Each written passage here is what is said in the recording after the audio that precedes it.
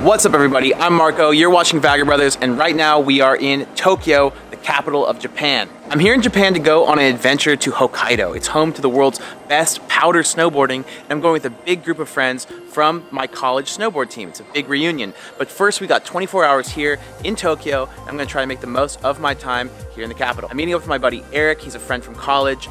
He's been living here for 2 years, and he's gonna show me around the city. And we're starting off with coffee.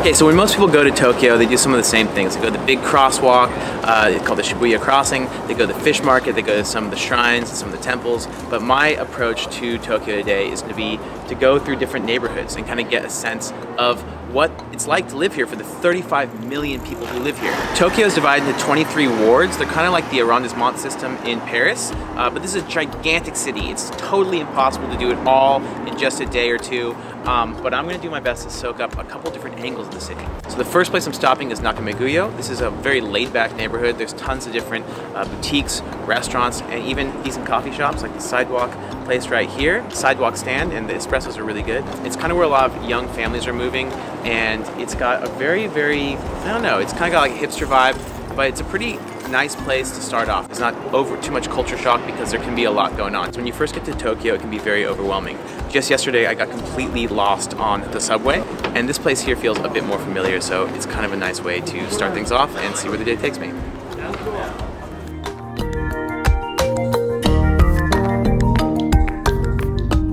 So we've walked up the hill to the next neighborhood, Daikanyama, and we're here at this really cool bookstore called Tsutaya Books, and this is a legendary spot. It's got tons of books for sale on the first floor, an amazing collection of pens, and then upstairs like a really cool lounge area with a bunch of very rare books. So one of the things that I'm most excited about with Japan is just the aesthetic. I think that Japanese people have a very clean, orderly look about the way that they design things, and this bookstore really embodies that. There's a lot of books here that are on design and on architecture, and the general layout of the store kind of embodies a lot of those good principles. This is definitely a place where I would spend a lot of my time, but we do have other places that we're gonna go check out, so it's time to move on.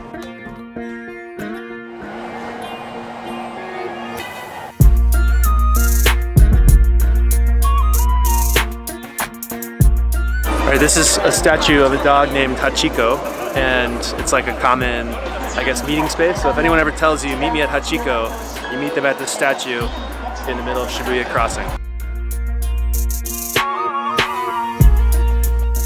So we've been walking around and we just got to Shibuya. Actually ran into Finn Harries along the way, who's here studying some architecture.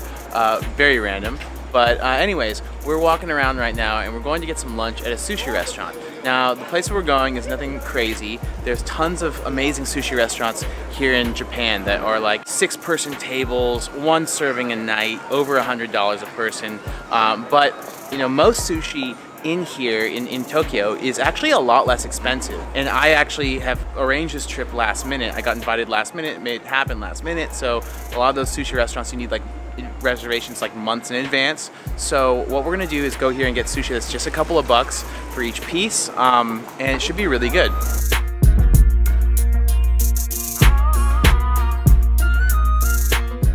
I brought you to this place because I feel like it's more of a local sushi spot. I feel like you go here and you can get really good sushi for under 20 bucks. What do we have here? Tuna, tuna, tuna, tuna, tuna, tuna.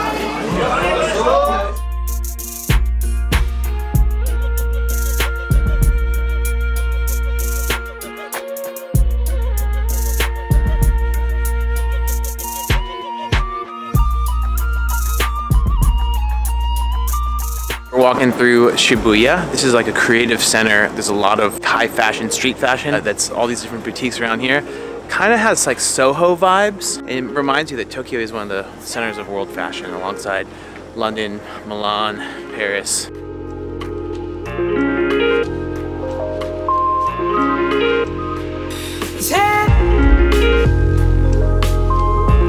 So it's almost sunset and we are gonna round out the afternoon at the Meiji Shrine. This is one of the most important places in the city. It's essentially a gigantic park in the middle of Tokyo. And it's dedicated to Emperor Meiji, who was the emperor in the 1800s who essentially modernized and industrialized Japan.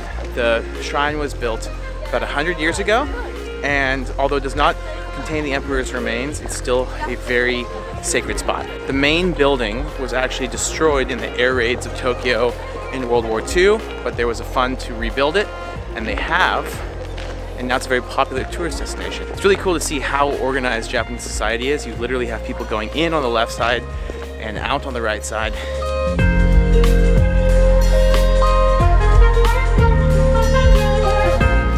We get closer to the shrine itself, there's these bottles, or these barrels of sake and wine that are left here in honor of the emperor. Emperor Meiji, like I said, was the emperor that presided over the industrialization and modernization of Japan. And they had this ethos of Japanese spirit and Western ideas. So that was a time when Japan really began this process of taking ideas or concepts from the West, such as industrialization, and giving them a Japanese twist.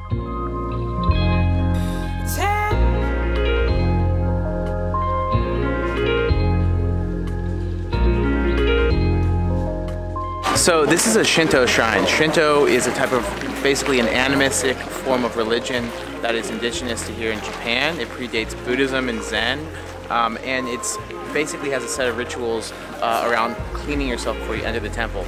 Traditionally you put water in your left hand, then you rinse your right hand, then you rinse the left hand and the dipper again, and then enter the shrine. You can also give some donations of coins. It's a place of religion, it's a place of respect, and it's also just a beautiful example of Japanese architecture. I really love the aesthetic of Japan, and I think some of the shrines are one of the best examples of that aesthetic.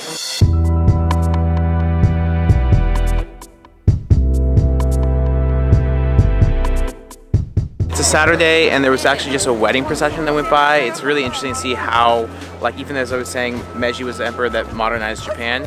It's still a country that really balances out modernity with tradition. It's got super hyper technological advances all over, but then there's stuff like this that's rooted in thousands of years of tradition, and it's a really beautiful mixture to see. I mean, you kind of see it in some places like Seoul, in Korea, but I mean, Tokyo, so far, to me, that's been one of the coolest things that I've seen so far.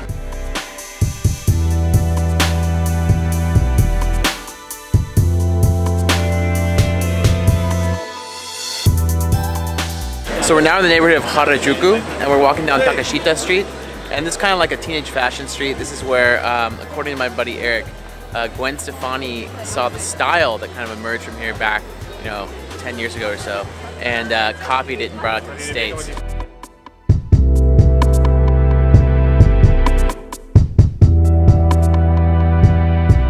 Okay, so it's dinner time, and we just met up with Justin and Jason, two of my friends from the UCLA snowboard team. We are leaving for Hokkaido tomorrow evening, but first, it's time to have an essential Japanese experience, dinner at an izakaya. Izakaya is basically a gastropub. You pay a flat fee, and you get all sorts of kind of like finger food and as much booze as you can drink in 2 hours. So the homie Justin has joined us, and Jason. What up? Jason, woo! First time in Japan? Yes, sir. Your dad is Japanese. Full Japanese. And Justin, you used to live in Japan, right? I did. 2 years? In a previous lifetime. And how stoked are you on going to Hokkaido? So stoked.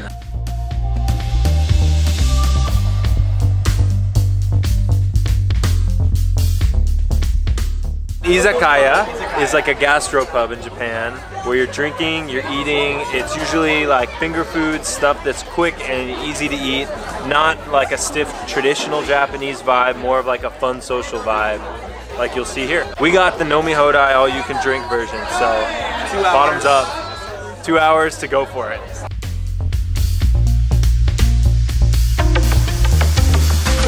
Keep it flowing. Take sake. Whoa. Oh, so you never pour for yourself.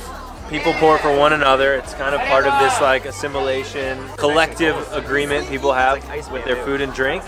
So as you'll see, Jason has an empty cup still, and not until someone decides to pour his sake is he gonna get any.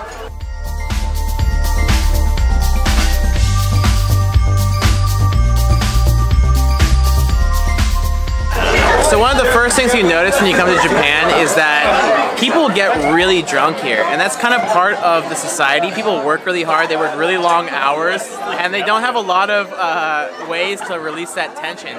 So when you are on the metro, sometimes you will see just someone just totally freaking hammered. And that is like not an uncommon sight.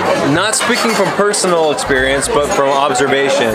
One thing I've seen in Japan that I've never seen anywhere else in the world, businessmen wearing nice suits on weeknights, so drunk that they're passed out in a bush, face down, or on a train at night, completely passed out on a Wednesday, and it's totally culturally acceptable and normal here.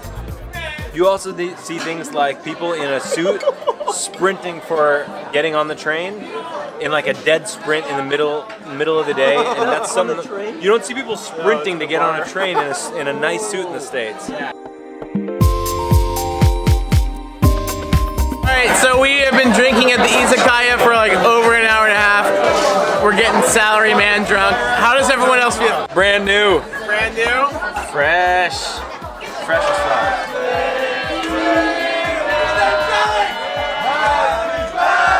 It's official. We're salary man drunk, and good night.